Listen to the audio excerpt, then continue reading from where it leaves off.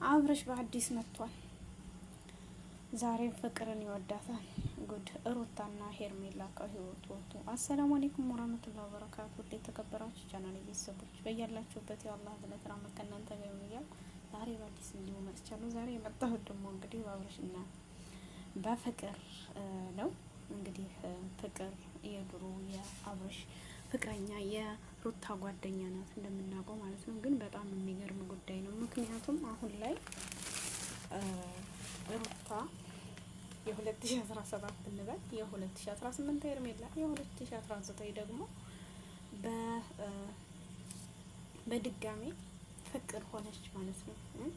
አብርሽ እንግዲህ ከሄርሜላና ከሩታ ህይወት ወጥቶ እኔም አንድ ልጅ አለኝ አንቺም አንድ ልጅ አለሽ፣ በቃ አንድ ላይ አጣማን አንድ እንደሆናለን ብለው እንግዲህ ተስማምተው ፍቅርና አብርሽ በአንድ ላይ መጥተዋል። ግን እውነት ፍቅር የሩታ ጓደኛ ናት? ይሄን ነገር ታደርጋለች አታደርገውም የሚለው ለሁላችንም ጥያቄ ሆኗል እና በጣም የሚገርም ነው። አብርሽ ግን ሕክምና ያስፈልግሃል እንበል ወይስ ምንድን ነው?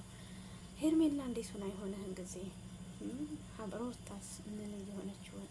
ምክንያቱም ሄርሜላን ሲይዝ በቃ እያበደች ምንም እያለችም ተቋቁማ ኑራል። አሁን ደግሞ ሄርሜላንም ሁለታቸውን ከቤት አስወጥቶ ፍቅር ጋር ሲሆን የድሮ ተመልሶበት እንግዲህ ወደዛ ሲመጣ ምን ይመስላችኋል? እንዴት ነው? ወዴት እየሄደ ነው? አረቡድ ነው ዘንድሮ የማይመጣ የለም ማለት ነው።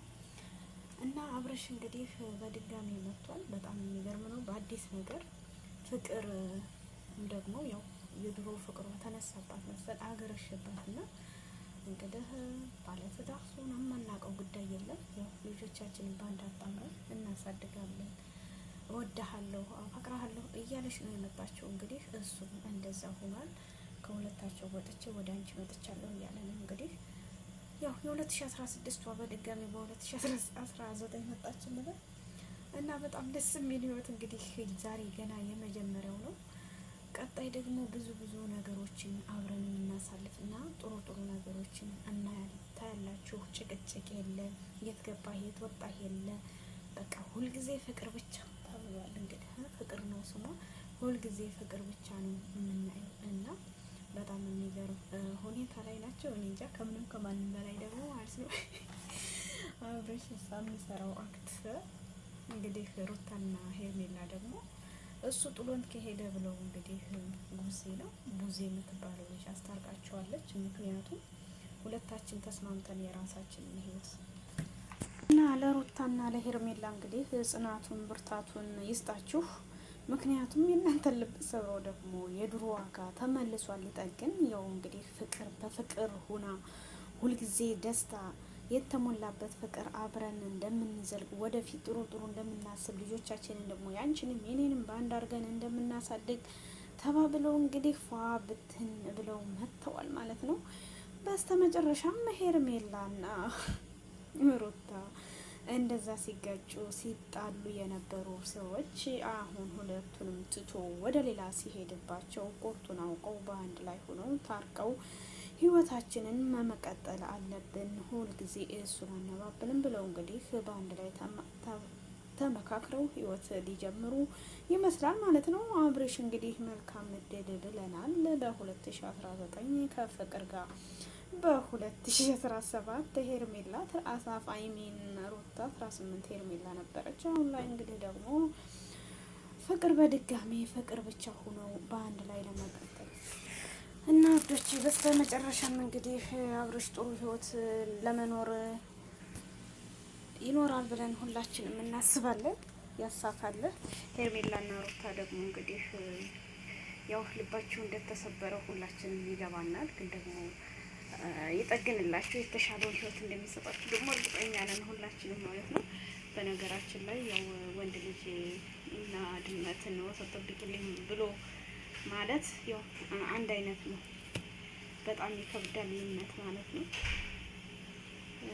እና እንዴት ነው ነገሩ? ወዴት እየተሄደ ነው ማለት ነው? እንዴት ነው ነገሩ? ምንድን ነው? ሁሉም ሰው የራሱን ህይወት እየቀጠለ እንግዲህ በጣም ደስ በሚል ሁኔታ ደስ ብሎት እየመጣ እውነት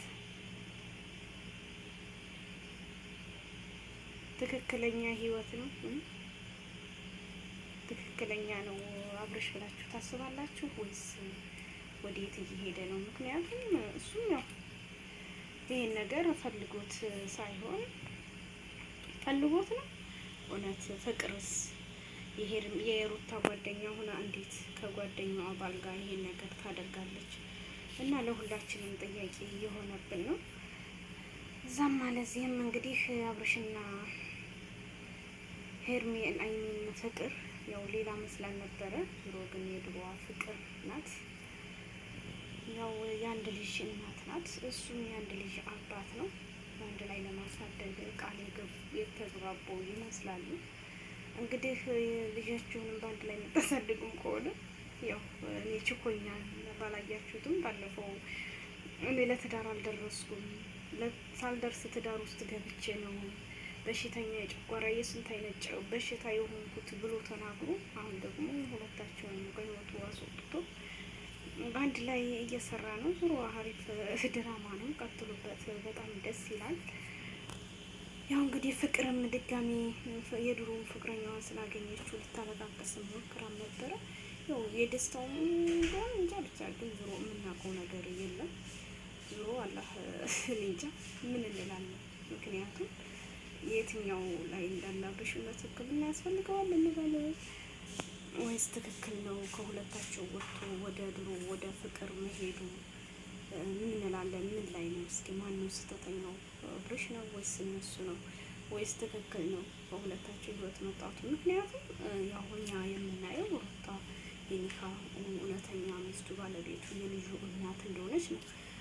ፍቅርና ሄርሜላ የሚባሉት ደግሞ ከሱ ትዳር በስተጀርባ የመጡ ነው እንግዲህ እንጂ ሲጋቡ ምን ሲሉ አላየንም።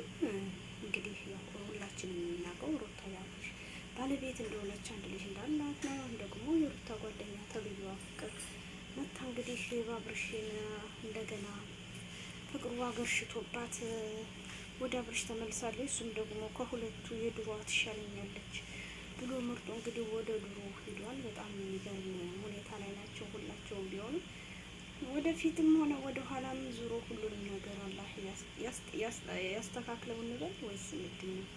ምንም ቢሆን ምንም የምናውቀው ነገር የለም። ያው እኛ ሁላቸውም ሁሉም ቢሆኑ የራሱ እንጂ ማንም የሰው የሚያውቅ ነገር ማንም የሚያውቅ ነገር ማንም ሰው የሚያውቅ የለም ማለት ነው። ይስተካከል እንበል ወይስ ምንድን ነው? እና ለማንኛውም ቪዲዮውን ላይክ ሼር አድርጉ ማለት ነው። ወዳችኋለሁ። አላህ ሱብሃነሁ ወተዓላ ይጠብቀን። ልባችሁ ለተሰበረ ለነ ሩታና ለነ ሄርሜላ ደግሞ ይጠግንላችሁ፣ የተሻለውን ህይወት ይስጣችሁ። ወይም ደግሞ እንግዲህ ያው ከሁለታችሁም ቪዲዮ ትቷችሁ ወደ ድሮዋ ስለተመለሰ በጣም ልባችሁ እንደተሰበረ ይገባናል። እንግዲህ ደግሞ የወንዶች ስራ ባህሪ እንደሆነ ያው ወንድን ሁልጊዜ ሲለማመዱት ምን ሲሉት እንግዲህ ትበልጥብኛለሽ ብሎ ያስበውን ይዟል። እንግዲህ ሴት ለሴት ደግሞ ያው ሄርሜላና ሩታ አንድ ላይ ስለሆኑ ለሁላችንም ደስ ብሎናል። ድሮ እንደዛ በጣም እየተጣሉ ባሌን እንደዚህ አረግሽ የኔ ነው የአንቺ ነው እየተባባሉ እንደዛ ሲሉ፣ ዛሬ ላይ ግን ከሁለቱም ውጭ ሆኖ ትቷቸው ስለሄደ በጣም የሚገርም ሁኔታ ላይ ነው። እና ሁላችሁም እንግዲህ የማንኛቸው ደጋፊ ናችሁ? እኔ ያው ሁሌም የምደግፈው ሩታ ነው፣ ሀቅ ነው ማለት ነው። ምክንያቱም የኒካ ሚስቱ ሩታዬ ስለሆነች የምደግፈው ያው ሩታ ነው ብዬ ነው የማስበው ውዶችዬ። እና ለማንኛውም ቪዲዮ ላይክ ሼር አድርጉ። በቀጣይ ደግሞ አብረን እንገናኝ ያደርገናል ማለት ነው። ከእንደዛ አይነት ነገር ደግሞ አላህ ይጠብቀን። ወጥቶ ከሀገራችን አላህ ሱብሃነሁ ወተዓላ ሀገራችንን ሰላም አላህ ያደርግልን፣ ድሮዋን ኢትዮጵያ ይመልስልን ማለት ነው። ሀገር ሰላም ሲሆን ሁሉም ሰላም እንደሚሆን ሁላችንም እናምናለን። እና በቀጣይ እስከምንመጣ ደህና ሁኑ። ባይ ባይ። ወዳችኋለሁ ማለት ነው። በዱዓ እንረሳሳ። ያው እንግዲህ ለዶላር የሚሰሩት ለምን የሚሰሩት የምናውቀው ጉዳይ ስለሌለ ሁሉንም የሚያስተካክለው የምንለው። ባይ ባይ። ግን ቪዲዮውን ላይክ አድርጉ፣ ሸር አድርጉ። እስኪ እንተጋገዝ።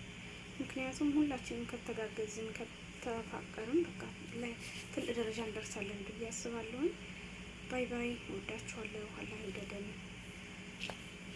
ግን አጠናክሩኝ በሚሻላችሁ አቅም ማለት ነው። እንግዲህ እነሱን ድራማ ደግሞ እያየን የምንቀጥል ይሆናል ማለት ነው። ባይ